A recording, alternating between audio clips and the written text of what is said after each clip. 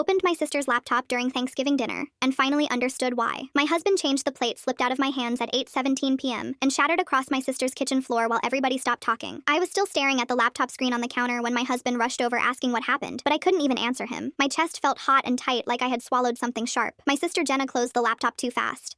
That was the first thing I noticed. Not concern, not confusion, panic. Thanksgiving at her house had been tense because my husband and I had spent the entire drive there barely speaking.